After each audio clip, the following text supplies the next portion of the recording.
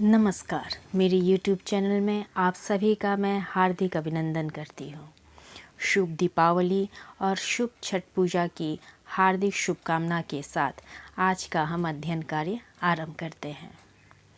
त्यौहार की अति व्यस्तता के कारण यह वीडियो मैं बड़े ही विलंब से प्रसारित कर पा रही हूँ, जिसका मुझे हार्दिक रूप से खेद है।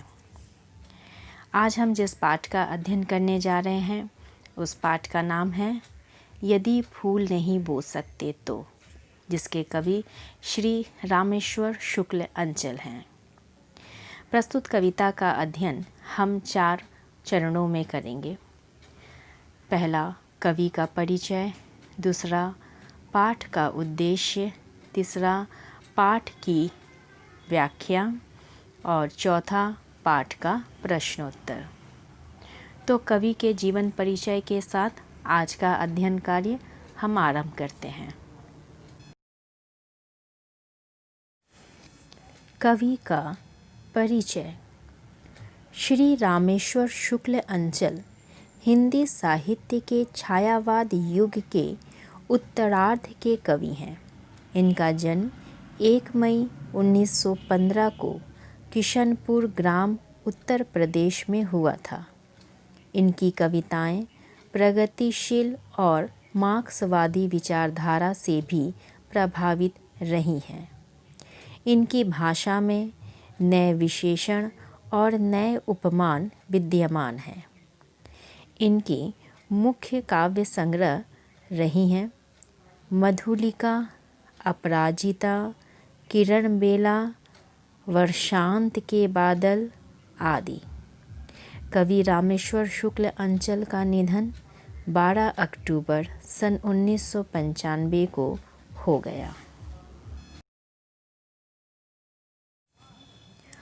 पाठ का उद्देश्य। यदि फूल नहीं बो सकते तो कविता श्री रामेश्वर शुक्ल अंचल द्वारा रचित मानवतावादी कविता है। इस कविता के माध्यम से कवि हमें सही मायने में मनुष्य बनने का संदेश देते हैं। कवि कहते हैं कि मनुष्य में हर परिस्थितियों को अपने अनुकूल बनाने की क्षमता होनी चाहिए। मनुष्य में इतना मनुष्यत्व होना चाहिए कि यदि वह दूसरों के लिए कुछ अच्छा नहीं कर सकता तो बुरा भी नहीं करना चाहिए। उसे अपने हर सपनों पर विश्वास करना चाहिए। बीते दिनों के दुखों को याद नहीं करना चाहिए और सुख मिलने पर सदा सचेत रहना चाहिए। पाठ का भावार्थ। यदि फूल नहीं बो सकते तो कांटे कम से कम मत बो। है अगम चेतना की घाटी, कमजोर बड़ा मानव का मन। ममता की शीतल छाया में होता कटुता का स्वयं शमन। प्रस्तुत पंक्तियों का भावार्थ इस प्रकार है। प्रस्तुत पंक्तियों के माध्यम से कवि सच्चा मानव बनने का संदेश देते हैं। कवि कहते हैं कि जीवन का मार्ग बड़ा दुर्गम है और इस मार्ग पर चलने वाले मानव का मन बड़ा ही कमज़ोर है। इसलिए हर मनुष्य में इतनी मानवता होनी चाहिए कि यदि वह किसी के जीवन को खुशहाल नहीं बना सकता तो किसी के जीवन को दुखमय बनाने का भी उसे अधिकार नहीं है। कवि कहते हैं कि यदि किसी के मन में हमारे प्रति कटुता का भाव है तो उसे प्रेम से ही समाप्त किया जा सकता है।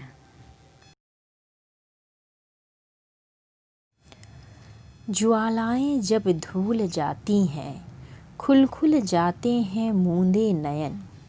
होकर निर्मलता में प्रशांत बहता प्राणों का शुद्ध पवन। प्रस्तुत पंक्तियों का भावार्थ इस प्रकार है। कवि कहते हैं कि प्रेम की शीतल छाँव में ही हृदय की कटुता रूपी ज्वालाओं का नाश हो सकता है और जब यह कटुता समाप्त होती है तब मनुष्य को वास्तविकता का ज्ञान हो आता है और तब जीवन पवित्र हो शांत लहरों में प्रवाहित होने लगता है। संकट में यदि मुस्का न सको, भय से कातर हो मत रोओ। यदि फूल नहीं बो सकते तो कांटे कम से कम मत बो।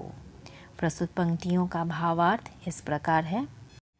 इन पंक्तियों में कवि मानव को संकट के क्षणों में स्थिर रहने का संदेश देते हुए कहते हैं कि हमें संकटों का सामना हिम्मत से करना चाहिए और कभी भी अधीर नहीं होना चाहिए। यदि हम संकट के क्षणों में मुस्कुरा नहीं सकते तो हमें भय से व्याकुल हो रोने का भी अधिकार नहीं है। हर सपने पर विश्वास करो, लो लगा चांदनी का चंदन। मत याद करो मत सोचो, ज्वाला में कैसे बीता जीवन। प्रस्तुत पंक्तियों का भावार्थ इस प्रकार है। कवि मानव को हर सपने पर विश्वास करने का संदेश देते हैं और कहते हैं कि कष्ट से गुजरे बीते दिनों को न याद करो और न ही सोचो, केवल अपने सपनों को साकार करने का विचारो और उस पर विश्वास कर मेहनत की चांदनी के चंदन का लेप करो। इस दुनिया की है रीति यही, सहता है तन बहता है मन। सुख की अभिमानी मदिरा में जो जाग सका वह है चेतन। इसमें तुम जाग नहीं सकते तो सेज बिछाकर मत सो। यदि फूल नहीं बो सकते तो कांटे कम से कम मत बो। प्रस्तुत पंक्तियों का भावार्थ इस प्रकार है। कवि कहते हैं कि दुनिया का यही नियम है कि मन नदी के समान सदैव गतिशील और अस्थिर है। शरीर समस्त कष्टों को सहने की क्षमता रखता है और चेतन वही है जो सुख मिलने पर भी सदैव सचेत रहे। वही चेतन जागृत चेतन माना जाता है। कवि कहते हैं कि यदि तुम मन, तन और चेतन से जाग नहीं सकते तो तुम्हें सुख की नींद लेने का भी अधिकार नहीं है।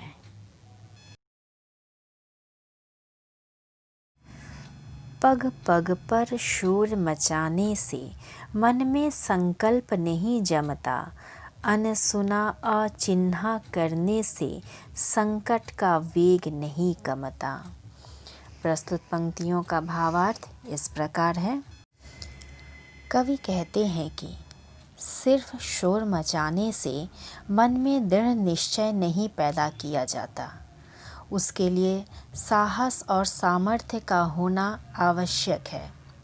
संकट को अनसुना और अनदेखा करने से संकट से पार नहीं हुआ जाता, बल्कि उसका सामना करने से उससे पार हुआ जाता है।